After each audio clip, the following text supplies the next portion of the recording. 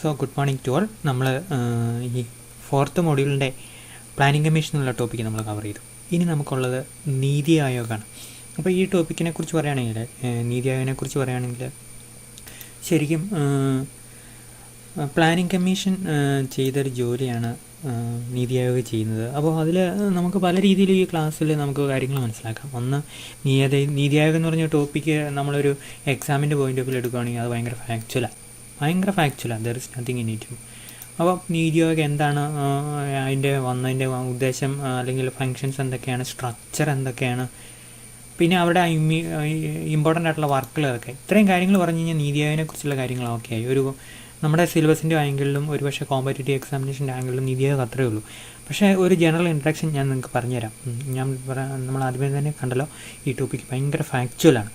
അപ്പം അങ്ങനെ നമ്മൾ നോക്കുകയാണെങ്കിൽ ഈ നീതി ആയോഗിന് മുമ്പുണ്ടായിരുന്നൊരു സംഭവമാണ് പ്ലാനിംഗ് കമ്മീഷൻ. നമ്മൾ പ്ലാനിംഗ് കമ്മീഷനെ കുറിച്ച് കണ്ടു. പ്ലാനിംഗ് കമ്മീഷൻ ഇപ്പോൾ ഇല്ല.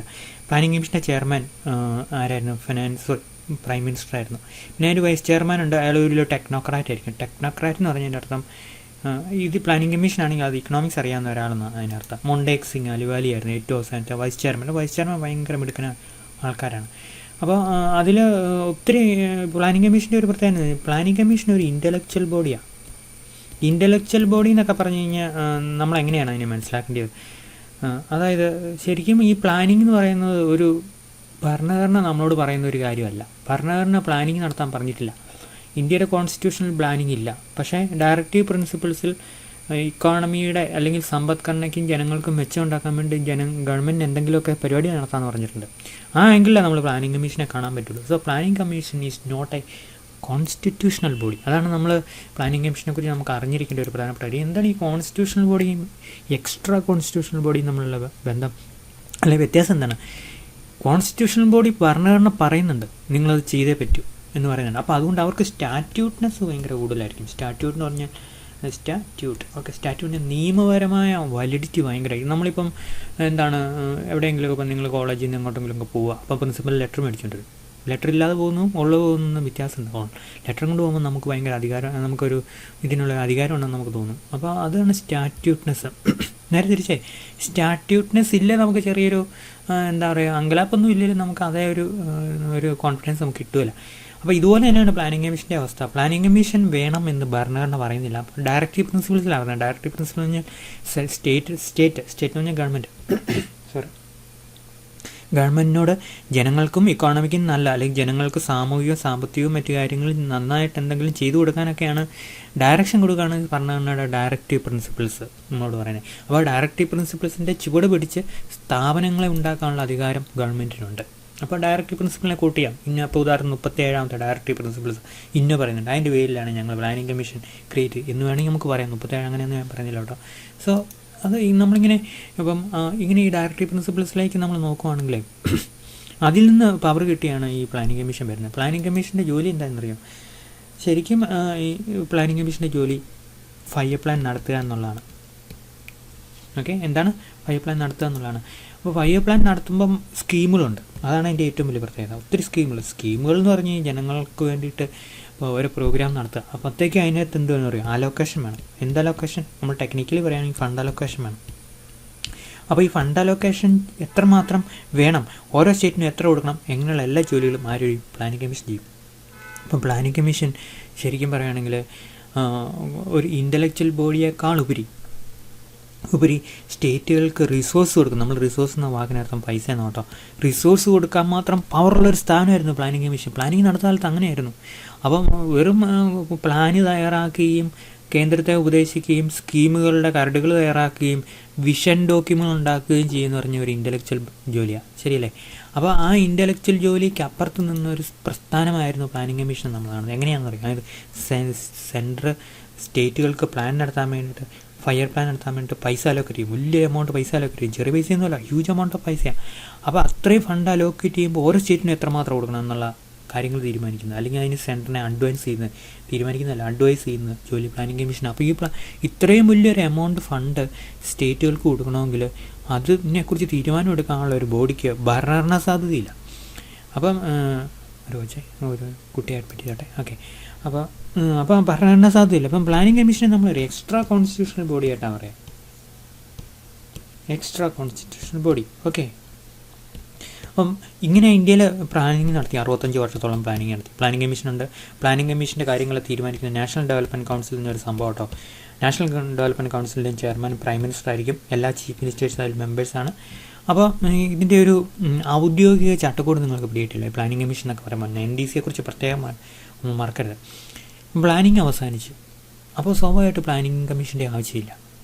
പ്ലാനിങ് കമ്മീഷനിൽ എൻ്റെ ഒരു പ്രത്യേകത എന്ന് വെച്ച് കഴിഞ്ഞാൽ പ്ലാനിങ് കമ്മീഷൻ ഭയങ്കര ഇൻ്റലക്ച്വൽ ബോഡിയാണ്.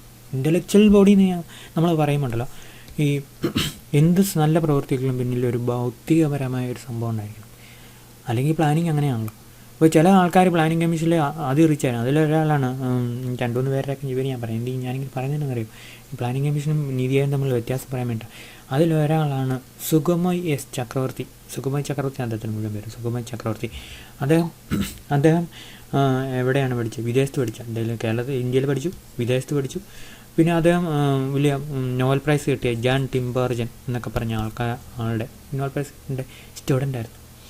അദ്ദേഹം തിരിച്ചു വന്നു. ഇന്ത്യ തിരിച്ചു വന്നിട്ട് അദ്ദേഹം എന്താ പറയുക, ഇവിടെ ഇച്ചിരി കാലം പഠിപ്പിക്കാൻ പോയി. കഴിഞ്ഞ് നമ്മൾ കേട്ടിട്ടുള്ള മസാച്യുസെറ്റ്സ് ഇൻസ്റ്റിറ്റ്യൂട്ട് ഓഫ് ടെക്നോളജി പഠിപ്പിക്കാൻ പോയി. കഴിഞ്ഞ് തിരിച്ചു വന്ന പ്ലാനിങ് കമ്മീഷൻ ജോലി ചെയ്തു. പ്ലാനിങ് കമ്മീഷൻ ജോലി ചെയ്തപ്പോൾ നല്ലൊരു കമ്മിറ്റി റിപ്പോർട്ട് അദ്ദേഹം ഉണ്ടാക്കി. അപ്പോൾ ആ റിപ്പോർട്ട് തയ്യാറാക്കുന്നതിനിടയ്ക്ക് തന്നെ അദ്ദേഹം അസുഖം വന്ന് മരിച്ചുപോയി. ഞാൻ പറഞ്ഞ ഒരു എക്സാമ്പിളാണ്. ആരാണ്? സുഗമയ് ചക്രവർത്തി. അദ്ദേഹം ഇവിടെയാണോ പഠിച്ചതല്ല, ഇവിടെ കുറച്ചേ പഠിച്ചല്ലോ, പുറത്താണ് പഠിച്ചത്. പുറത്ത് യൂണിവേഴ്സിറ്റിയിൽ പഠിപ്പിച്ചു. ലോകത്തിലെ ഏറ്റവും മികച്ച ആൾക്കാരൊക്കെ അദ്ദേഹത്തിൻ്റെ ശിഷ്യന്മാരും. അദ്ദേഹം ഒരു മാത്തമാറ്റീഷ്യനായിരുന്നു. മാത്തമാറ്റീഷ്യൻ പ്ലസ് ഇക്കോണമിസ്റ്റ് ആയിരുന്നു. ശരിക്കും ഒരു മാത്തമാറ്റീഷ്യൻ ആയിരുന്നു. അങ്ങനെ ഭയങ്കരമായിട്ട് നന്നായിട്ട് സംസാരിക്കാൻ അറിയാമായിരുന്നു. ഇംഗ്ലീഷ് പ്രഭാഷണത്തിൽ ഏറ്റവും മിടുക്കനായിരുന്നാണ് ഈ സുഗമയ് ചക്രവർത്തിയെക്കുറിച്ച് കേട്ടത്. അദ്ദേഹത്തെ ഇന്ദിരാഗാന്ധി പ്രസംഗിക്കാൻ വേണ്ടി വിളിച്ചുകൊണ്ട് പോകും ഓരോ കാര്യത്തിനൊക്കെ വേണ്ടി. അത്രയും. അപ്പോൾ സാധാരണ മാത്തമാറ്റീഷ്യൻസിന് പ്രസംഗിക്കാൻ അത്ര പിടിക്കില്ലല്ലോ. പക്ഷേ ഇത് അങ്ങനെയല്ല, നേരെ തിരിച്ചായിരുന്നു. അപ്പോൾ അങ്ങനെ മൾട്ടി ലെവൽ ടാലൻ്റ് ആയിട്ടുള്ള ഒരു മനുഷ്യനായിരുന്നു സുഗമയ് ചക്രവർത്തി. അദ്ദേഹം ജോലി ചെയ്തത് പ്ലാനിങ് കമ്മീഷനായിരുന്നു. അപ്പോൾ പ്ലാനിങ് കമ്മീഷൻ്റെ ഒരു ഗുണത്തെക്കുറിച്ച് ഞാൻ പറഞ്ഞു. എത്ര ഇൻ്റലക്ച്വൽ ഒരു ഡയമെൻഷനുള്ള ഒരു ബോഡിയായിരുന്നു പ്ലാനിങ് കമ്മീഷൻ. വിഷനറീസ് ആയിരുന്നു അവിടെ ഉണ്ടായിരുന്നത്. ഇനി നമ്മൾ തൊട്ടടുത്തൊരു നീതി ആയോഗിനെ കുറിച്ചാണ്. ഓക്കെ, ഈ നീതി ആയോഗ് പ്ലാനിങ് കമ്മീഷന് ശേഷം വന്ന സ്ഥാപനം.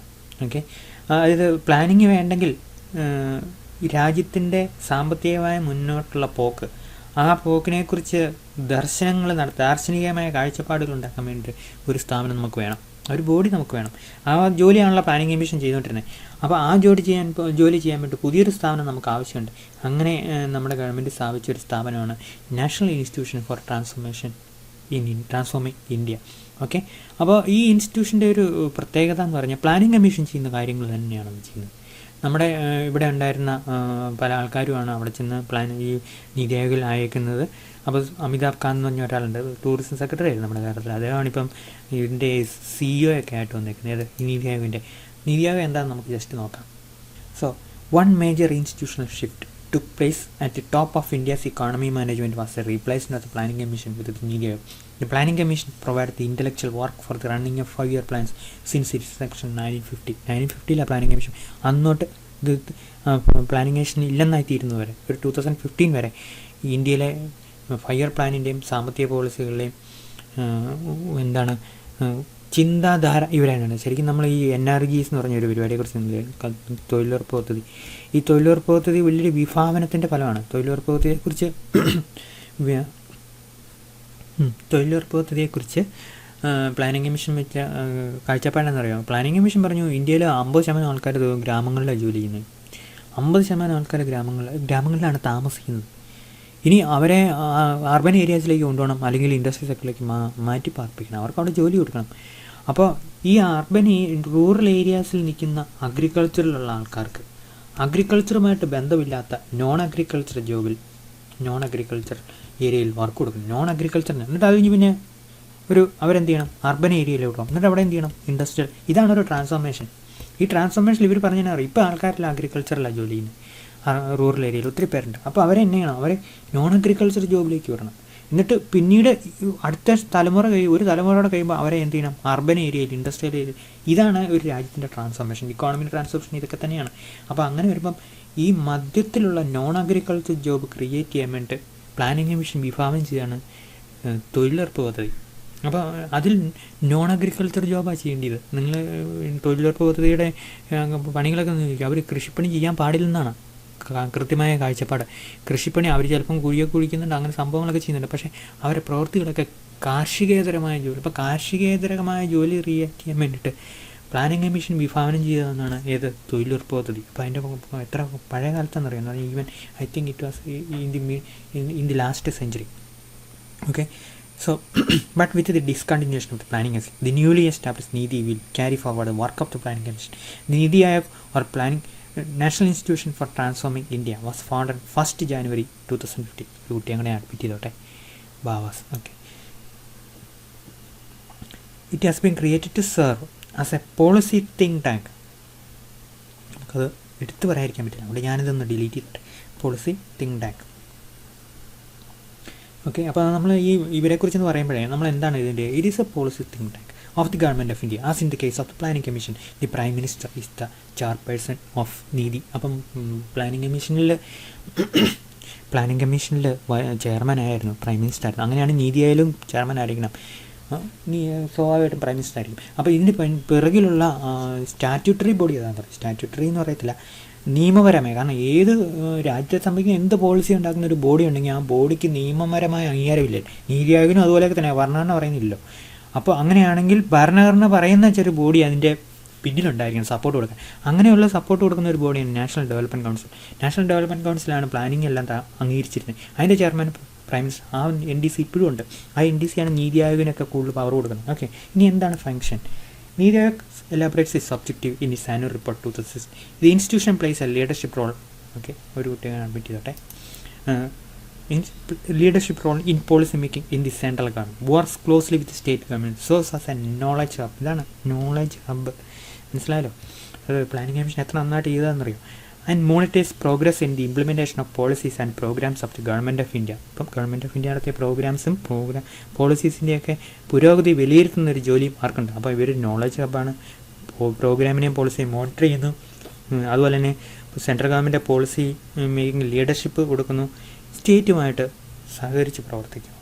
ഇതൊക്കെയാണ് ഇവരുടെ ജോലി. The institution provides the central and state governments with relevant strategic and technical advice across the spectrum of on key policy elements. These include matters national and international important on the economic front, dissemination of best practice from within the country and from other nations, the infusion of new policy ideas and specific issues based support. Okay, ഇതൊരു quotation ആട്ടോ. അവരുടെ ജോലി എന്നാന്ന് അവർ നമ്മൾ വിശദീകരിച്ച് ഒരു പാരഗ്രാഫിൽ coat ചെയ്ത് പറഞ്ഞേക്കുക. അപ്പം നമുക്കത് പരീക്ഷ സംബന്ധിച്ചുള്ള നിങ്ങളതിൻ്റെ അകത്തുനിന്ന് കുറേ സാധനങ്ങൾ ഒന്ന് ഓർത്തിരിക്കുക, അടുക്കിപ്പിടിക്കുക എന്ന് പറയുക ഏകദേശം. അല്ലാതെ നമ്മൾ ഭയങ്കര ഒരു ചാട്ടൊക്കെ കാണാൻ പിടിച്ച് പറയേണ്ട കാര്യമില്ല. അപ്പോൾ ഏകദേശം ഒരു ഐഡിയ കിട്ടിക്കാണല്ലോ എന്താണ് ഇവരുടെ ജോലി എന്നുള്ളത്. ഇൻ്റലക്ച്വൽ ബോഡിയാണെന്നുള്ള കാര്യത്തിൽ സംശയമൊന്നുമില്ല. ഓക്കെ, നീതി ആയോഗിൻ്റെ ആൾ ഇന്നത് പറഞ്ഞു പത്രത്തിൽ ഇങ്ങനെ വരുന്നുണ്ടല്ലോ. നിങ്ങൾ നീതി ആയോഗിൻ്റെ ആളൊരു പറഞ്ഞ കാര്യം നിങ്ങൾ ശ്രദ്ധിച്ചായിരുന്നോ? മെയ് 15 എന്ന് പറഞ്ഞ ഒരു ദിവസം ഉണ്ടെങ്കിൽ ഇന്ത്യയിൽ ഒരു കൊറോണ ബാധകം പോലും കാണില്ലെന്നാണ് പറഞ്ഞു. ആലോചിച്ച് നോക്കിയോ എന്നാ കോമളിത്തരായപ്പോൾ. അപ്പം അദ്ദേഹം വന്നിട്ട് മെയ് 15 തീയതി ആയപ്പോൾ ഉണ്ടല്ലോ കൈ റോക്കറ്റിങ്ങിലായിരുന്നു ഇന്ത്യയിലെ കൊറോണയുടെ നമ്പർ. ഇപ്പോഴും കുറഞ്ഞോ? ഇല്ല, കൂടിക്കൊണ്ടിരിക്കുക. നീതി ആയോഗിന് എന്ത് പറ്റി? പ്ലാനിംഗ് കമ്മീഷൻ നമ്മൾ ക്രിട്ടിസൈസ് ചെയ്യരുത്, എന്നാൽ പോലും പറയാതിരിക്കാൻ പറ്റില്ല. പ്ലാനിംഗ് കമ്മീഷൻ ചെയ്തുകൊണ്ടിരുന്ന ബ്യൂട്ടിഫുൾ ജോലി. പ്ലാനിംഗ് കമ്മീഷൻ്റെ ഒക്കെ ഡോക്യുമെൻറ്റ് നിങ്ങളെടുത്ത് വായിച്ച് നോക്കണം. വായിച്ച് നോക്കി കഴിഞ്ഞാൽ നമ്മൾ വിചാരിക്കും ഇത് എവനാണ് ഇത് എഴുതി വെച്ചിരുന്നു, അത്രയും നല്ല സൂപ്പർ. ഒരു 100 കൂട്ടം വർക്കുകൾ വായിച്ച് നോക്കിയിട്ട് കോട്ട് ചെയ്തിട്ടാണ് ഭയങ്കര വരാൻ പോകുന്ന കാര്യങ്ങൾ. നമ്മളിപ്പോൾ ഇന്ത്യയിലെ ഒത്തിരി കാര്യങ്ങൾ നമ്മൾ നോക്കുകയാണെങ്കിൽ പ്ലാനിംഗ് കമ്മീഷൻ ഈവൻ അത് ഒരു 2000-ലോ 1990-ലോ പറഞ്ഞ പല കാര്യങ്ങളുമാണ് ഇപ്പോൾ ഈ പ്ലാനിംഗ് കമ്മീഷൻ്റെ ഇപ്പോഴും നമുക്ക് കാണാൻ പറ്റുന്നത് കറക്റ്റായിട്ട് സംഭവിച്ചുകൊണ്ടിരിക്കുന്നത്. അപ്പോൾ അവരുണ്ടാക്കിയ ഡോക്യുമെൻ്റ് അത്ര സൂപ്പറാണ്. ഇൻ്റലക്ച്വൽസ് ആയിരുന്നു അതിനകത്തുണ്ടായിരുന്നത്, ഭയങ്കര വിഷണറീസ് ഉണ്ടായിരുന്നു. അതുപോലെ നീതി ആയോഗിലുണ്ടോ? ഇല്ല, കുറേ ബ്യൂറോക്രാറ്റുകൾ മാത്രം. അവരെത്ര മണ്ടത്തരങ്ങളാണെന്ന് പറയുന്നത്. ശരിക്കും ഒരു ഇൻ്റലക്ച്വൽ ബോഡിയുടെ കളർ നഷ്ടപ്പെട്ടു. എന്തെല്ലാം കാര്യങ്ങൾ. ഈ കൊറോണ മെയ് 15 അവസാനിക്കുമെന്ന് 7ാം ക്ലാസ്സിൽ പഠിക്കുന്ന കുട്ടി പറയുകയാണെങ്കിൽ നമുക്കത് അംഗീകരിച്ചു കൊടുക്കാം. പക്ഷേ ലക്ഷക്കണക്കിന് രൂപ മേടിക്കുന്ന ഇന്ത്യയിലെ പ്രൊഫഷണൽസ് ആരാന്നറിയാം എൻ്റെ ബോഡിയിലുള്ള IAS അവരുടെയൊക്കെ ഒരു ലെവലാണ് കാണിച്ചത്. അപ്പോൾ അവർ ചെയ്ത അങ്ങനെ ഇപ്പോൾ ഇതുപോലെയാണ് പല കാര്യങ്ങളും അവരുടെ. ഇപ്പം നിങ്ങൾക്ക് ഒരു പറയുന്ന ഒരു കോമൺ എക്സാമ്പിളാണ് ഞാൻ പറഞ്ഞൊരു. പക്ഷേ ഇതിൻ്റെ അകത്ത് ഇവർ കൊണ്ടൊക്കെ കുറേ റിപ്പോർട്ടുകളൊക്കെ വായിച്ച് കഴിഞ്ഞാൽ അതിൻ്റെ സ്പെല്ലിംഗ് മിസ്റ്റേക്കുകളൊക്കെ റിപ്പോർട്ടുകൾക്കകത്ത് സ്പെല്ലിംഗ് മിസ്റ്റേക്കാണ്. അതുപോലെ തന്നെ സ്റ്റാറ്റിസ്റ്റിക്കൽ ഒരിടത്ത് പറയുന്ന പോലെയല്ല വേറെടുത്ത് പറയുന്നത്. അപ്പോൾ അങ്ങനെയുള്ളൊരു വർക്ക് ഇവർ നടത്തിയിട്ടുണ്ട്. ഇതൊന്നും ഇപ്പോൾ നിങ്ങൾ പരീക്ഷിക്കുന്നുണ്ടോ?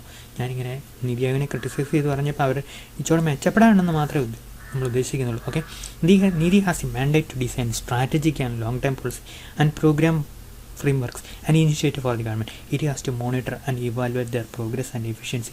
Following are the main functions of NITI Aayog. Design policy and program framework.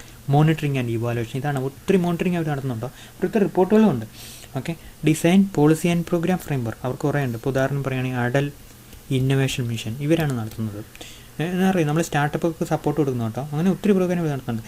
Monitoring and evaluation. Okay, act as A resource centre for knowledge hub. അത് ഇനി അവർ ചെയ്യാതിരിക്കുന്നില്ല. അപ്പോൾ ഒത്തിരി കാര്യങ്ങളിൽ അവർ ഇപ്പോൾ എനർജി റിപ്പോർട്ട് അവരുടെ ഉണ്ട്. എനർജി റിപ്പോർട്ട് കേട്ടോ, എനർജി ഇന്ത്യയിൽ എങ്ങനെയായിരിക്കണം, അതിൻ്റെ സെനാരിയോ, അങ്ങനെയുള്ള ഒത്തിരി നല്ല റിപ്പോർട്ടുകൾ അവരുടെ ഉണ്ട്. കുറച്ചുകൂടെയൊക്കെ മെച്ചപ്പെടാൻ. Fostering cooperative federalism. ഇതാണ് ഈ കോപ്പറേറ്റീവ് ഫെഡറലിസം. ചുമ്മാ ഒരു ടെക്നിക്കൽ വാക്കാം, നിങ്ങൾ ഓടിപ്പോകൊന്നും വേണ്ട. എന്താ സംഭവം എന്നറിയാം? കോപ്പറേറ്റീവ് ഫെഡറലിസം എന്ന് പറഞ്ഞു കഴിഞ്ഞാൽ നമ്മൾ അനുഭവിച്ചറിയേണ്ട ഒന്നാണ്. അപ്പോൾ നമുക്കിങ്ങനെ ചോദിക്കുമ്പോഴേ, നമ്മൾ ഈ സെൻറ്ററും സ്റ്റേറ്റും അങ്ങോട്ടും വലിക്കുന്നു ഇങ്ങോട്ട് വലിക്കുന്നു, സെൻറ്ററിന് സ്റ്റേറ്റിന് അങ്ങോട്ടും കുഴക്കും, അവിടെ നിന്ന് പൈസ ഇങ്ങോട്ട് വരുന്നു, പൈസ കാരണം നമ്മൾ വെള്ളപ്പൊക്കത്തിന് ശേഷം ആവശ്യപ്പെടുന്നു. ഇതൊക്കെ എന്താണ്? അപ്പോൾ ഇന്ത്യയിൽ ഒരു ഫെഡറൽ സെറ്റപ്പാണ്, നമുക്കറിയാമല്ലോ, ഫെഡറൽ സെറ്റപ്പാണ്. അപ്പോൾ ഉദാഹരണത്തിന് ഞാൻ NIA വന്നു, അതിനെക്കുറിച്ചുള്ള ഒത്തിരി കൺഫ്യൂഷൻ കുട്ടികളെ നിലയ്ക്ക് നിങ്ങൾക്ക് കാണും. അപ്പോൾ ഇത് അന്വേഷിക്കാൻ വേണ്ടി കേന്ദ്രത്തിന് അധികാരമുണ്ട്. എന്തൊക്കെ കാര്യങ്ങൾ കേന്ദ്രത്തിന് അനുവദിക്കാം, കേന്ദ്രത്തെ എത്രമാത്രം കേരളം സപ്പോർട്ട് ചെയ്യണം. ഒരു ഫെഡറൽ സെറ്റപ്പിലെ കാര്യങ്ങൾ നമ്മൾ അറിയണമെങ്കിൽ കോൺസ്റ്റിറ്റ്യൂഷൻ നന്നായിട്ട് പഠിക്കണം. അന്നേരമാണ് ഓരോ പുതിയ വിഷയങ്ങളുണ്ടാകുമ്പോൾ നമ്മൾ അകാരണമായി അതുമായിട്ട് ചിന്തിച്ച് അതുമായിട്ട് നമ്മൾ ഇടപെടാൻ നോക്കും. ഇതങ്ങനെ കേന്ദ്രം ശരിയാണോ, ഇതിങ്ങനെ സംസ്ഥാനം ചെയ്ത് ശരിയാണോ, നമുക്ക് പല ചിന്തകൾ വരും. അപ്പോൾ അത് കോൺസ്റ്റിറ്റ്യൂഷൻ പഠിക്കാൻ നമുക്ക് പറ്റില്ല, അതിലേക്ക് നമ്മൾ പോകേണ്ട കാര്യമില്ല. പക്ഷേ എന്താണ് സഹകരണാത്മകമായിട്ടുള്ള ഫെഡറലിസം എന്ന് പറഞ്ഞാൽ സെൻട്രലും സ്റ്റേറ്റും, അല്ലെങ്കിൽ ഒരു ഗവൺമെൻറ് കേന്ദ്രത്തിലും ബാക്കി ഗവൺമെൻറ് അതിന് താഴെയും. സബ് നാഷണൽ ഗവൺമെൻറ് എന്ന് പറയും. ഇപ്പോൾ ഇന്ത്യയിലാണെങ്കിൽ 3 ടയർ ഗവൺമെൻറ് ആണല്ലോ. സബ് നാഷണൽ എന്ന ദേശത്തിന് താഴെ, കേന്ദ്രത്തിന് താഴെ കുറേ ഗവൺമെൻറ്റുകൾ കാണും. അപ്പോൾ അവയെല്ലാം കൂടെ ഒരുമിച്ച് പ്രവർത്തിക്കുന്ന ഒരു സെറ്റപ്പിന് പറയുന്നവരാണ് ഫെഡറലിസം. ഇന്ത്യയിലെ ഫെഡറൽ സെറ്റപ്പാണ്. അപ്പം ഇന്ത്യയിലെ ഫെഡറൽ സെറ്റപ്പിന് കോട്ടം പറ്റരുത് എന്ന് ചിലരൊക്കെ പറഞ്ഞ് നിങ്ങൾ കേട്ടിട്ടില്ലേ? അപ്പോൾ എന്നാന്നറിയില്ലായിരുന്നെങ്കിലും ഫെഡറലിസം എന്ന് പറഞ്ഞ വാക്കിന് ഇതാണ് അർത്ഥം. ഓക്കെ, കോഓപ്പറേറ്റീവ് ഫെഡറലിസം ഈ അടുത്ത കാലത്ത് വന്നൊരു വലിയ കാഴ്ചപ്പാടാണ്. കോമ്പറ്റേറ്റീവ് ഫെഡറലിസം അല്ല. കോമ്പറ്റേറ്റീവ് എന്ന് പറഞ്ഞാൽ സെൻട്രൽ കുറേ പോളിസി കൊണ്ടുവരും, സ്റ്റേറ്റ് അതിനോട് മത്സരിച്ച് വേറെ കുറേ പോളിസി കൊണ്ടുവരും, രണ്ടും കൂടെ കൂട്ടിയിരിക്കും. അപ്പോൾ വിദ്യാഭ്യാസ പോളിസി നിങ്ങൾക്ക് ഏറ്റവും വലിയ എക്സാമ്പിൾ നടക്കാൻ പോകുന്നത് ന്യൂ എഡ്യൂക്കേഷൻ പോളിസി. അതാരാണ് കൊണ്ടുവരുന്നത്? സെൻറ്റർ. 10 വർഷം കഴിയുമ്പോൾ ഇംപ്ലിമെൻ്റ് ആവും. അന്ന് നിങ്ങളൊക്കെ പഠിപ്പിക്കാൻ പോകും. അന്ന് നിങ്ങൾ പഠിപ്പിക്കുമ്പോൾ കോളേജിലാണ് പഠിപ്പിക്കുന്നെങ്കിൽ ആദ്യത്തെ വർഷത്തെ പഠിപ്പിക്കുന്ന കുട്ടിയെ 2ാമത്തെ വർഷം നിങ്ങൾ കാണില്ല. അവനും വല്ല 1 വർഷത്തെ സർട്ടിഫിക്കറ്റ് മേടിച്ചിട്ട് TC മേടിച്ച് ടാറ്റ പറഞ്ഞു പോയിരിക്കും. ഒന്ന് മാത്രമല്ല, ജോലി കിട്ടാത്ത വിദ്യാഭ്യാസത്തിന് ആരും വരില്ല. അങ്ങനെ ഒരു കാലഘട്ടം വരും. ചിലതൊക്കെ നല്ലതെന്ന് നമുക്ക് പറയാതിരിക്കാൻ പറ്റില്ല. ചിലതൊക്കെ നമുക്ക് എന്താണ്, വിദ്യാഭ്യാസത്തിൻ്റെ അൾട്ടിമേറ്റ് ലക്ഷ്യം ജോലിയാണ്. ക്യാരക്ടർ എന്നൊക്കെ പ്രധാനപ്പെട്ട അതിൻ്റെ കൂടെ അങ്ങ് പൊക്കോളും. പക്ഷേ ക്യാരക്ടർ മാത്രം ഡെവലപ്പ് ചെയ്തിട്ട് ജോലിയില്ല, പിന്നെ വിദ്യാഭ്യാസം കൊണ്ട് എന്താ കാര്യം ഇരിക്കുന്നത്? അപ്പോൾ നമുക്ക് എംപ്ലോയബിലിറ്റി വേണം. എംപ്ലോയബിലിറ്റി ഉണ്ടെങ്കിലേ കാര്യമുള്ളൂ. എംപ്ലോയബിലിറ്റി കൊണ്ടുവരാൻ വേണ്ടിയിട്ടാണ് ഈ പുതിയ സ്കീമൊക്കെ കൊണ്ടുവരുന്നതാണ് പറയുന്നത്. എത്രമാത്രം വിജയിക്കുമെന്ന് നമുക്ക് പറയാൻ പറ്റില്ല. പക്ഷേ അപ്പോൾ നമ്മൾ പറയാം വിദ്യാഭ്യാസം അങ്ങനെ മാറ്റാൻ പോവാം, കേന്ദ്രം പിടിമുറുക്കുക. അപ്പം കേരളത്തിലെ ഇന്ത്യ മുഴുവൻ ഒരു വിദ്യാഭ്യാസ ചട്ടക്കൂടിലേക്ക് വരും, ഉറപ്പാണ്. അപ്പോൾ അവിടെയും സെൻട്രലും സ്റ്റേറ്റും തമ്മിലുള്ള ഒരു കോൺഫ്ലിക്റ്റ് നമുക്കവിടെ കാണാൻ പറ്റും. വിദ്യാഭ്യാസത്തിൽ ഭാഷ ഏതായിരിക്കണം, നമ്മൾ കഴിഞ്ഞ് മാതൃഭാഷയാണ് ഏറ്റവും വേണ്ടതെന്നൊക്കെ നമ്മൾ പറയുന്നത്. ഇപ്പോൾ പുതിയ വിദ്യാഭ്യാസ പോളിസി 5ാം ക്ലാസ് വരെ മാതൃഭാഷയിലാണ് മുഴുവൻ വിദ്യാഭ്യാസം നടത്തേണ്ടത്. യാതൊരു സംശയമില്ല. നമ്മൾ ഭാഷ അതിനനുസരിച്ച് ഡെവലപ്പ് ചെയ്യുക എന്നുള്ളതാണ്. അപ്പോൾ നമ്മൾ അങ്ങനെ പറയുമ്പോൾ ഈ ഫെഡറലിസം എന്നുള്ളൊരു കോൺസെപ്റ്റിന് വലിയൊരു ടെസ്റ്റാണ് ഈ ന്യൂ എഡ്യൂക്കേഷൻ പോളിസി. ഇപ്പം നമ്മളെ സംബന്ധിക്കുന്ന കാര്യമല്ല, നമ്മൾ മാറി നിന്നിട്ട് കാര്യമില്ല. ഡിഗ്രിയൊക്കെ പഠിച്ച് കഴിയുമ്പം ഇങ്ങനെയുള്ള വിഷയങ്ങൾ നമ്മുടെ ചിന്തയെ സംബന്ധിക്കുന്നത് തന്നെയാണ്. നമ്മൾ ചിന്തിച്ച് നോക്കേണ്ടത് തന്നെയാണ്. അപ്പോൾ നമ്മൾ ചിന്തിച്ച് നോക്കാതെ നമ്മൾ ഒത്തിരി അഭിപ്രായങ്ങൾ പറയുമ്പോൾ ആ അഭിപ്രായങ്ങൾക്ക് കുറവുകൾ വരും. നമ്മൾ കോപ്പറേറ്റീവ് ഫെഡറലിസം എന്ന് പറയും. കോപ്പറേറ്റീവ് ഫെഡറലിസം എന്ന് പറഞ്ഞാൽ സെൻട്രൽ സ്റ്റേറ്റും കൂടെ ഒരുമിച്ച് ഫെഡറലിസത്തെ മുമ്പോട്ട് കൊണ്ടുവന്നതിനാണ് കോപ്പറേറ്റീവ്. ആ കോപ്പറേറ്റീവ് ഫെഡറലിസം സപ്പോർട്ട് കൊടുക്കണം. ആര്? നീതി ആയോഗ്. ഇനി നമ്മളതിൻ്റെ ഓർഗനൈസേഷൻ സ്ട്രക്ചറാണ്. NITI Aayog has 3 tier organisation structure comprise of governing council, regional councils and full time organisation led by the prime minister. ഇതൊന്നും അത്ര പ്രധാനപ്പെട്ടല്ല പരീക്ഷയ്ക്ക്. നമുക്കതിൻ്റെ ഫങ്ഷൻസ് ഒക്കെ ഇങ്ങനെ 3 ടയർ ഉണ്ട്. പിന്നെ അതുപോലെ ചെയർമാൻ പ്രൈം മിനിസ്റ്റർ ആയിരിക്കും, വൈസ് ചെയർമാൻ വേറൊരു ടെക്നോക്രാറ്റ് ആയിരിക്കും. ടെക്നോക്രാറ്റ് ഒന്നും അല്ല കേട്ടോ, ബ്യൂറോക്രാറ്റാണ്. ടെക്നോക്രാറ്റും ബ്യൂറോക്രാറ്റും തമ്മിൽ വ്യത്യാസമുണ്ട്. വ്യത്യാസം ഞാനിവിടെ പറയുന്നില്ല. ബ്യൂറോക്രാറ്റ് എന്ന് പറഞ്ഞാൽ അറിയോ, ഉദ്യോഗസ്ഥൻ എന്നർത്ഥം. ടെക്നോക്രാറ്റ് എന്ന് പറഞ്ഞാൽ ആ ഡൊമൈൻ നോളജ് ഉള്ള ഒരാളെന്ന് അതിനർത്ഥം. നമ്മുടെ ഇവിടെ ബ്യൂറോക്രാറ്റുകൾക്കൊന്നും അവരിയ്ക്കുന്ന കസേരയിൽ ഇരിക്കേണ്ട തരത്തിലുള്ള നോളജില്ല. കാരണം അവർ ഈ സിവിൽ സർവീസ് പോലുള്ള പരീക്ഷയിൽ പൊതുവിജ്ഞാനം എഴുതിയിട്ട് ഇവിടെ വരുന്നവരാണ്.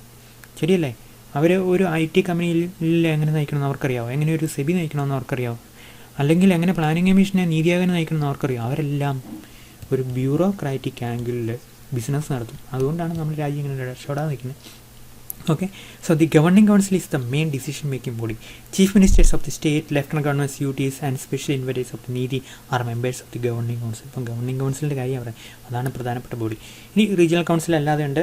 ഇനി നീതി ആയോഗിൻ്റെ ആക്ടിവിറ്റീസ് നമ്മൾ ആണോ കേട്ടോ, അവരെന്തൊക്കെയാണ് ചെയ്യുന്നത്. ഇപ്പോൾ നമ്മളിങ്ങനെ മീറ്റിംഗ് മാത്രം നടത്തിയിട്ട് കാര്യമുണ്ടോ, നീതി ആയോഗ് അല്ല, അവർക്ക് ഒത്തിരി ആക്ടിവിറ്റീസ് ഉണ്ട്. ആക്ടിവിറ്റീസ് നമ്മൾ ഓരോന്ന് കാണും. In the policy and programme implementation field, NITI has undertaken or is administering several notable ones. It undertakes policy studies like artificial intelligence. ഇവർ പറയുന്ന കേട്ടോ, ആർട്ടിഫിഷ്യൽ ഇൻ്റലിജൻസ് എന്നാന്ന് പോലും. അപ്പോൾ അത് ഇച്ചിരി വേറെ ഒരു അപ്പം ഇവർ അതിനെക്കുറിച്ച് സ്റ്റഡിയൊക്കെ നടത്തുന്നതാണ് പറയുന്നത്. അപ്പോൾ നടന്നുണ്ട്. ഓക്കെ പോട്ടെ.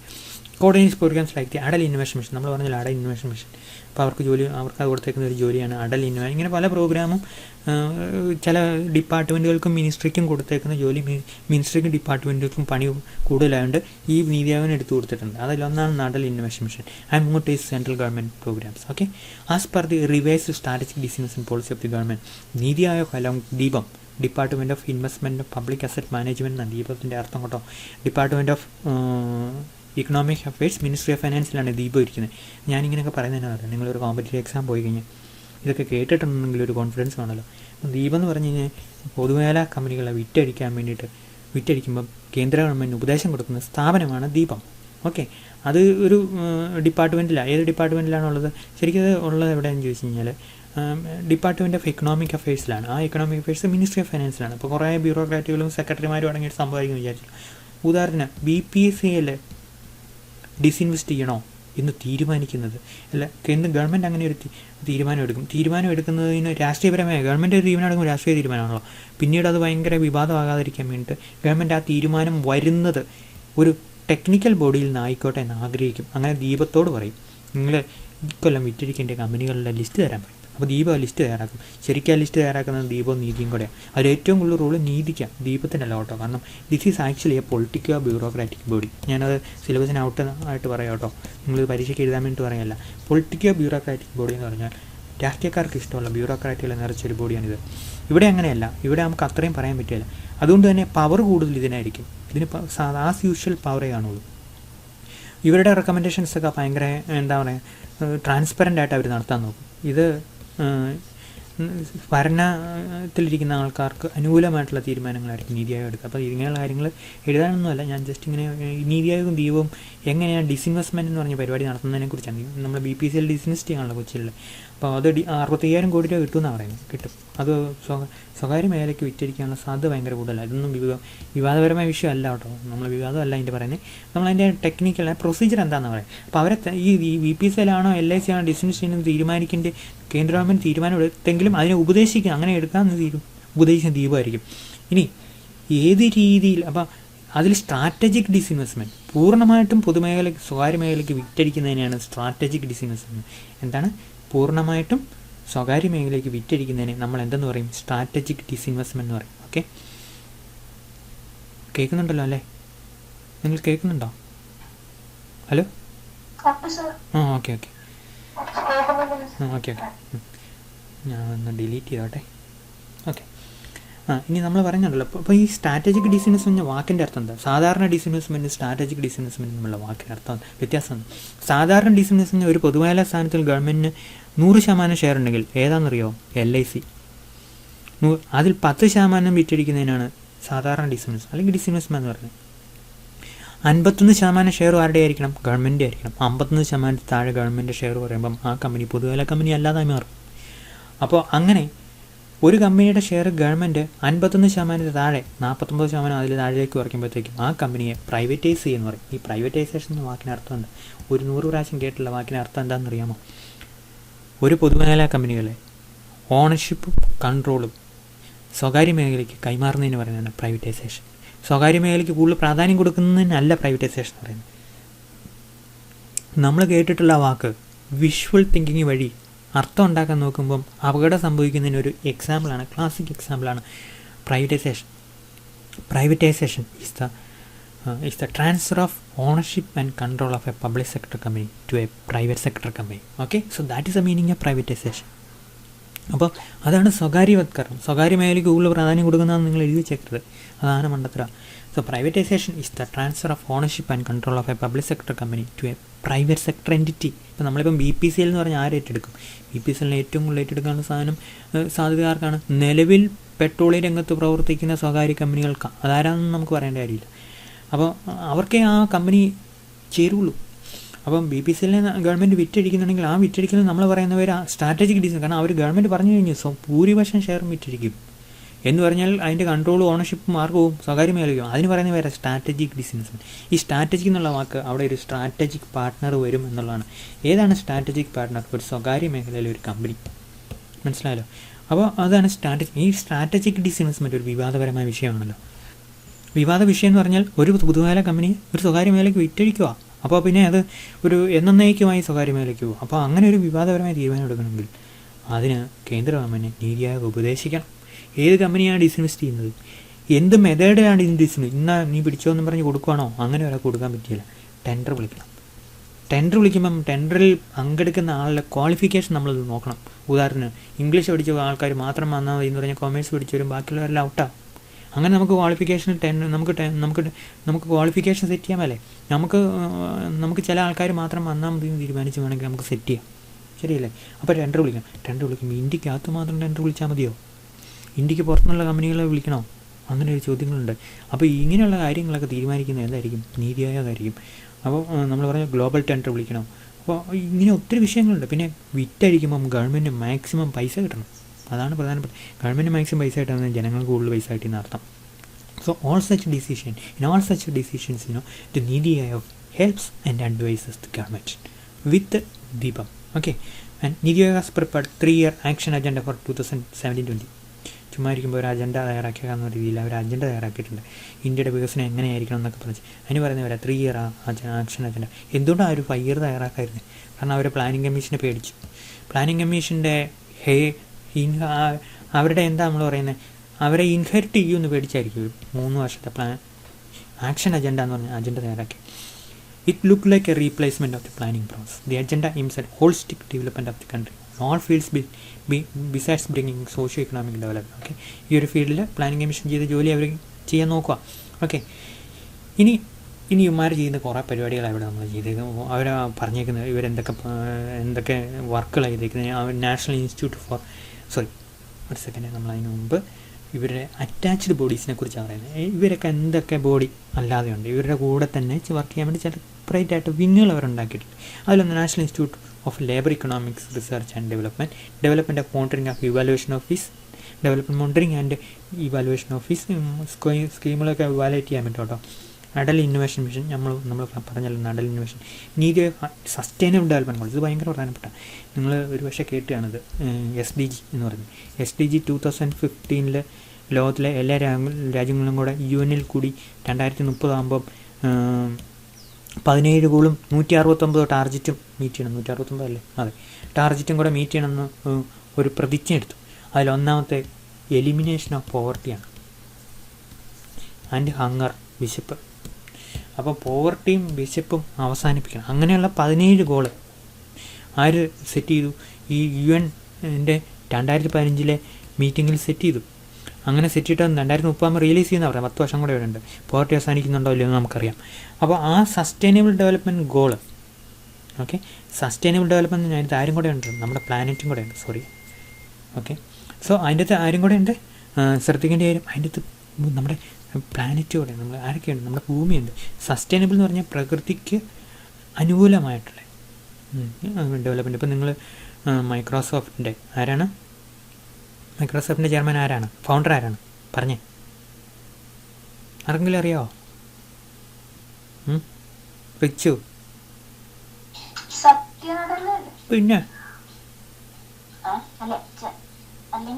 Founder Bill Gates.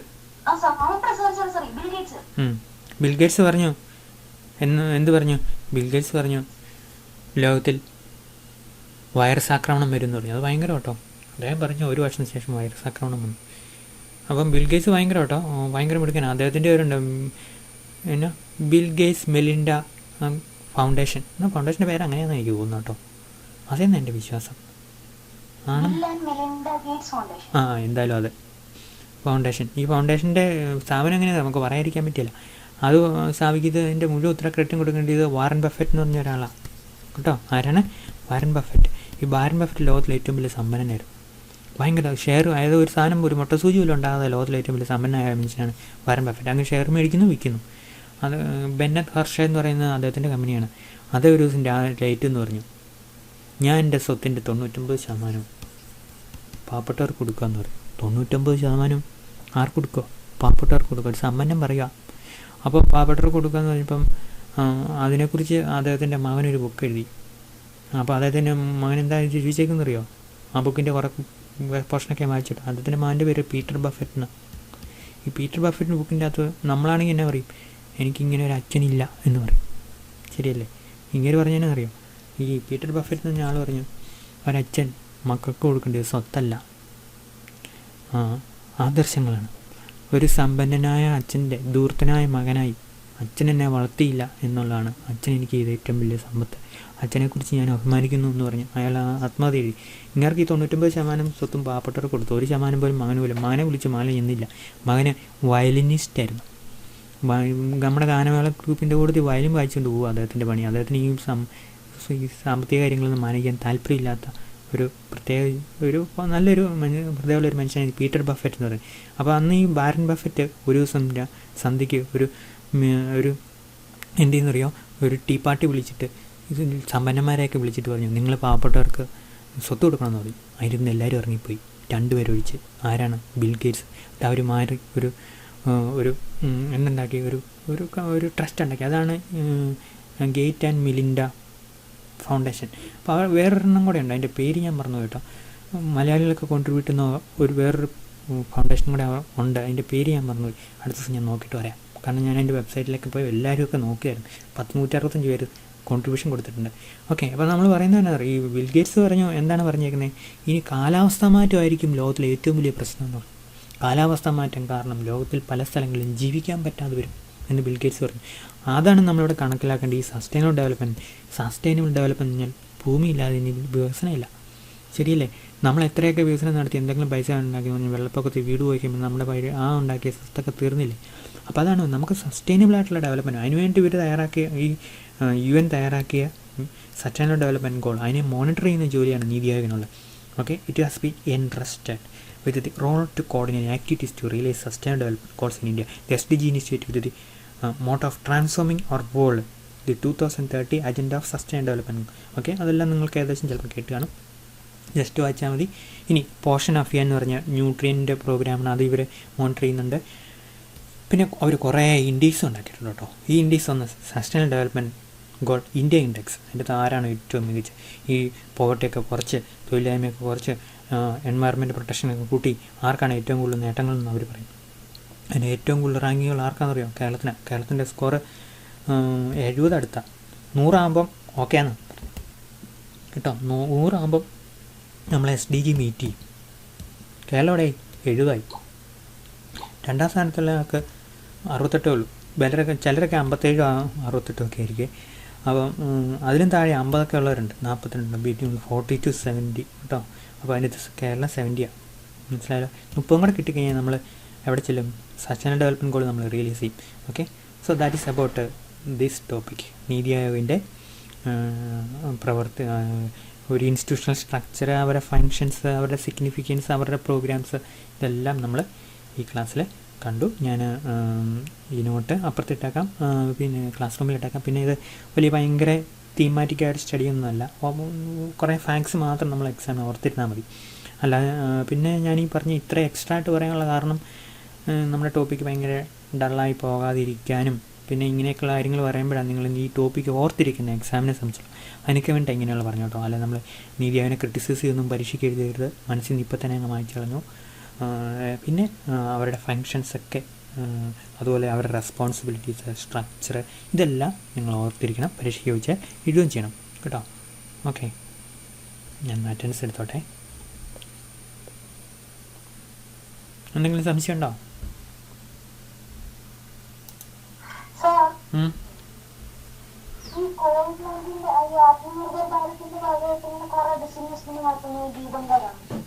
ആത്മനിർഭർ ഭാരതിൻ്റെ കീഴിൽ ഒരിക്കലും ഡിസൈനേഴ്സ് നടത്താൻ പറ്റുന്നില്ല. കാരണം ഡിസൈനേഴ്സിന് നടത്തണമെങ്കിൽ പാർലമെൻറ്റ് അനുവാദം വേണം. പാർലമെൻറ്റ് അനുവാദം ബഡ്ജറ്റിലൂടെ കിട്ടുള്ളൂ. എന്ന് പറഞ്ഞാൽ ബഡ്ജറ്റിന് പുറത്ത് പറഞ്ഞേക്കുന്ന ഒരു ഡിസ്ഇൻവെസ്റ്റ്മെൻറ്റും നടത്താൻ ആർക്ക് പറ്റിയില്ല? ഇപ്പോൾ ഒരിക്കലും പറ്റിയില്ല. ബഡ്ജറ്റിൽ 2,10,000 കോടി രൂപ ഡിസ്ഇൻവെസ്റ്റ്മെൻറ്റിനെ കുറിച്ച് പറഞ്ഞിട്ടുണ്ടല്ലോ. സോറി, ഒരു സെക്കൻഡേ. 2,10,000 കോടി രൂപ ഡിസ്ഇൻവെസ്റ്റ്മെൻറ്റിനെ കുറിച്ച് പറഞ്ഞിട്ടുണ്ടല്ലോ. ആ ഡിസ്ഇൻവെസ്റ്റ്മെൻറ്റ് മാത്രമേ ഇപ്പം നടത്തുന്നുള്ളൂ. അതാണിപ്പം നടത്തുന്നത്. അതുപോലും നടത്താൻ നമുക്ക് നടത്തിയ പൈസ കിട്ടിയില്ല. കാരണം ഷെയർ മാർക്കറ്റൊക്കെ താഴ്പ്പില്ലേ. ഇനി അത് വിറ്റ് കഴിഞ്ഞ് ഷെയർ വിറ്റ് കഴിഞ്ഞാൽ എങ്ങനെ പൈസ കിട്ടും?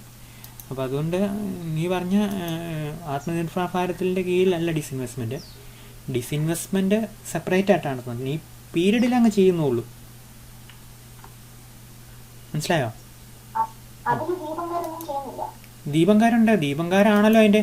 എന്തുകൊണ്ടാണ് നമ്മൾ ദീപത്തെ അതിൻ്റെ ഉൾപ്പെടുത്തുന്നത്? കാരണം ഭാവിയിൽ ഒരു ചോദ്യം വന്നു കഴിഞ്ഞാൽ ഇതൊരു ബ്യൂറോക്രാറ്റിക് എക്സസൈസ് ആയിരുന്നു എന്ന് രാഷ്ട്രീയക്കാർക്ക് പറയാൻ പറ്റണം. ശരിയല്ലേ? അതാണ് ദീപത്തിൻ്റെ. അല്ലെങ്കിലും അങ്ങനെ വേണം. അവരിച്ചിരി ട്രാൻസ്പെറൻ്റ് ആണ് താനും ദീപം. അപ്പോൾ അവർ വളരെ കൃത്യമായിട്ട് റെക്കമെൻഡേഷൻ കൊടുക്കും. ഗവൺമെൻറ്റിന് വളരെ കറക്റ്റായിട്ടുള്ള ഔട്ട്പുട്ട് അവർ കൊടുക്കുന്നത്. അതുകൊണ്ടത് ദീപം ഇല്ലാതെ പറ്റുമല്ലോ. അവർ ഭയങ്കര സ്ട്രോങ് ആയിട്ട് സപ്പോർട്ട് ചെയ്യുകയും ചെയ്യും. അത് പക്ഷേ അതിന് ഇച്ചിരി റോൾ കൂടുതൽ എൻ്റെ വിശ്വാസം അനുസരിച്ച് നീതി ആയോഗിന്.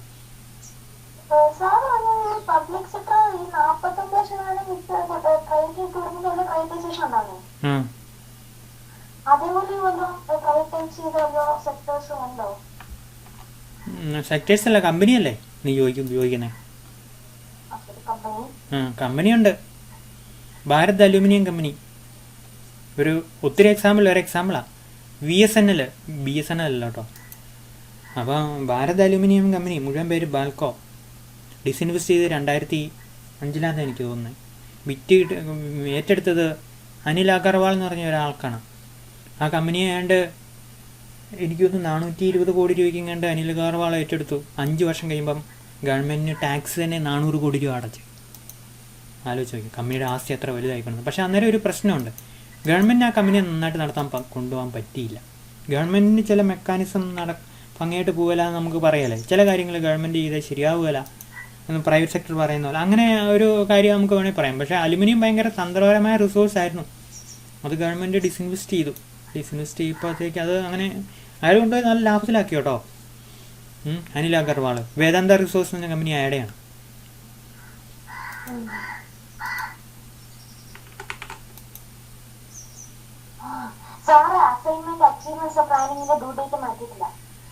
ഞാൻ മാറ്റാം. അസൈൻമെൻ്റ് ഒന്നും എടുക്കാൻ പറ്റിയില്ല എനിക്ക്. ഇന്ന് ഞാൻ അതിന് വേണ്ടിയിട്ട് ഇരിക്കുക. ഇന്ന് കോളേജിലൊരു മീറ്റിംഗ് ഇടാം. മീറ്റിംഗ് കഴിഞ്ഞിട്ട് എല്ലാവരോടും അസൈൻമെൻറ്റ് ഞാൻ നോക്കിത്തരാം. വെരി സോറി, അസൈൻമെൻറ്റ് നോക്കാൻ സമയം കിട്ടാതെ വെച്ച ടെക്നിക്കലായിട്ടുള്ള വിഷയങ്ങളും ഒക്കെ ഈ മഴയോടനുബന്ധിച്ച് വന്നതുകൊണ്ടാണ്. എല്ലാവരും നിങ്ങളൊക്കെ കേട്ടോണ്ട് ഞാൻ അസൈൻമെൻറ്റ് അടുത്ത ദിവസം നോക്കാം. ഞാൻ ഡ്യൂ ഡേറ്റും മാറ്റാം. ഇന്ന് തന്നെ ഞാൻ വൈകുന്നേരത്തേക്ക് എല്ലാം സെറ്റപ്പ് ആക്കാം. എല്ലാം ശരിയാവും.